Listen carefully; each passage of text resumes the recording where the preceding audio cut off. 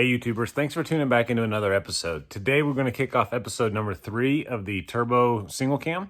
So let's go ahead and roll the intro and get this party started.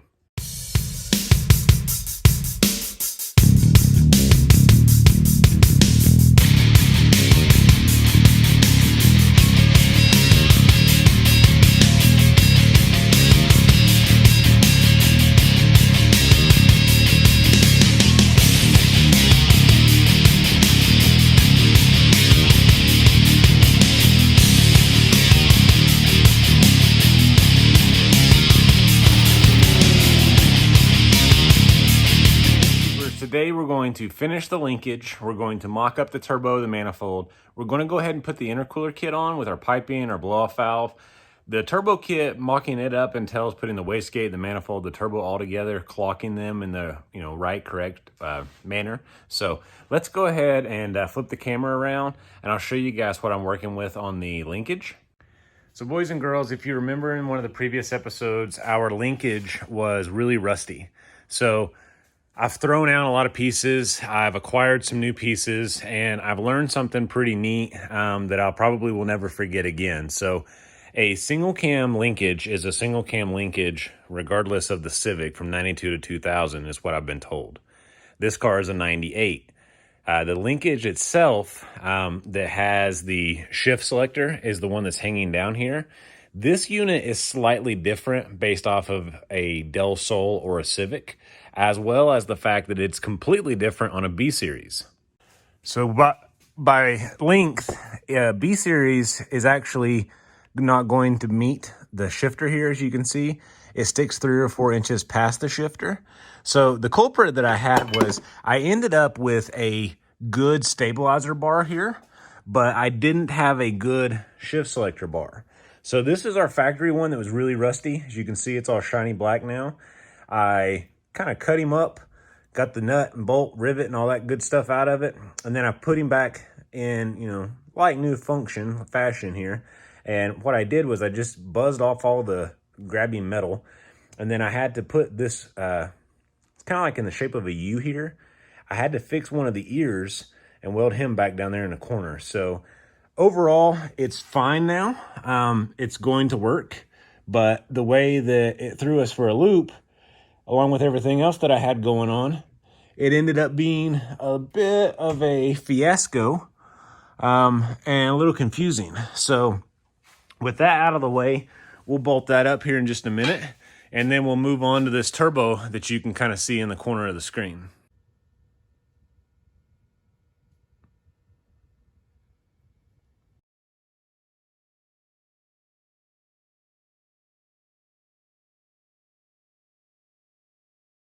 So boys and girls, as I mentioned, this was the biggest snafu so far of the project, so we're looking pretty good.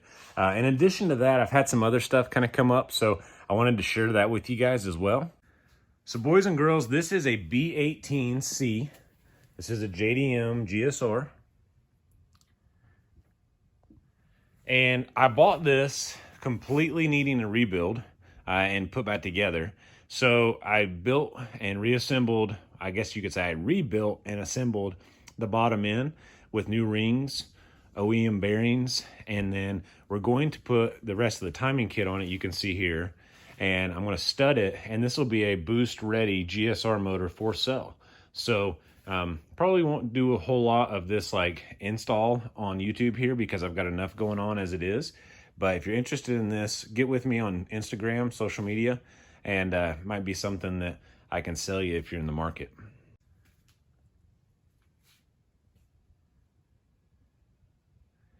So all this over here is for Josh's car here. So this is our upgraded intercooler that I discussed maybe in episode 1. So this is a bar and plate style versus this style over here being like a tube and fin. So this is not the intercooler that the actual kit came with, but this is the style kit. So a tube and fin is less efficient compared to like a bar and plate. So we'll see lower intake air temperature on this, as well as like visually on the dyno, you can touch whichever side ends up being the cold side of the equation, and you can feel a noticeable difference. So guys, I'm gonna put a bolt back in this, and then we'll move on to the turbo stuff. So guys, I got the shifter back in. I've got the Catback mocked up here. We've got a test pipe and then a down pipe in front of that. So we're just trying to get a feel for which way it needs to be, you know, oriented and which piece goes where. And you can actually flip them over. So like this middle piece, you see the hangers, they'll actually hang opposite. So like you can put this higher up in the car, which is probably what we're gonna have to do. But everything's good to go. We're going to move on to the turbo upfit stuff here, but our exhaust is situated and we're on to the next one here. But yeah, that's definitely going to have to come up and bolt together a little bit better. It's all just loose now, so just trying to get an idea. But what do you guys think? This is the test pipe that's going to go in front of the actual Catback, so we'll be putting that on probably in the latter sections. So we're going to go ahead and let it down, and then once it's down on the ground, we'll talk turbo. So guys, what I've done here is I've mocked up our turbo. I went ahead and I put the compressor housing over here next to the power steering pump and the air conditioner. We did that because this manifold's not necessarily AC compatible, and it would have put the turbo over here, and our downpipe and stuff just actually works better if it's this way. So we're going to run it in this apparatus. The dump tube itself has to come up and down. It actually would hit the exhaust housing if it went straight down. So it's going to come up and off over here to the passenger side of the car, and then the downpipe's going to go down, and it's just going to flow right into that exhaust that we just put on there. So it'll work out really nice.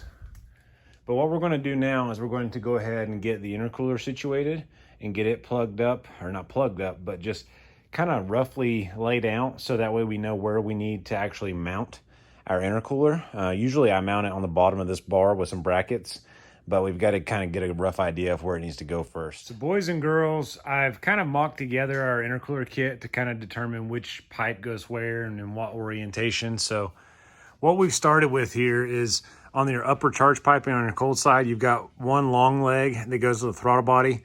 The other actually goes down, and then there's a coupler here for the pipe that's pre-bent. So this is all one piece.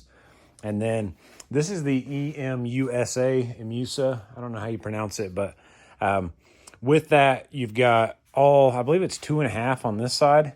And then over here, you've got 2-inch. So they supply the coupler reducer. And then it gets actually pretty close here since the turbo compressor housing is on the driver's side. If it was on the passenger side, they actually supply a J-pipe to be able to connect it. But like I said before, since we're not doing that and we're doing it like this, we're probably just going to need a boot, maybe a 90 here, and then extend that pipe a little bit longer, because I can clock the housing to meet it better, so that way we've got a better angle. So overall, looking pretty solid and promising here. So you can see here, the compressor housing needs to go back towards the front of the car a little bit, and then we'll be ready to rock and roll here. So other than that, we're going to have to make some brackets in another episode. This is just for mock-up. Once everything's on, it doesn't take a long time to actually take it apart and put it back where it goes.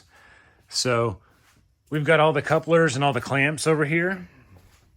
The blow-off valve came with like some kind of adapter flange. I originally thought it was like a super sequential adapter, but this is apparently just to like weld it. This is super weird. It's like cast aluminum, but it's metal. So this is that J-pipe that I mentioned. So it would extend that lower hot side if we needed it.